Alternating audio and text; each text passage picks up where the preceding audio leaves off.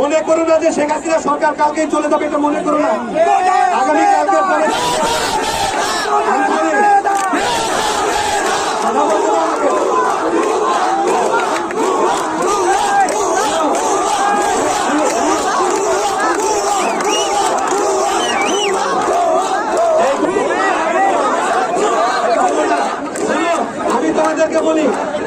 আমি তোমাদেরকে বলি আমরা ভীত সন্ত্রস্ত নই।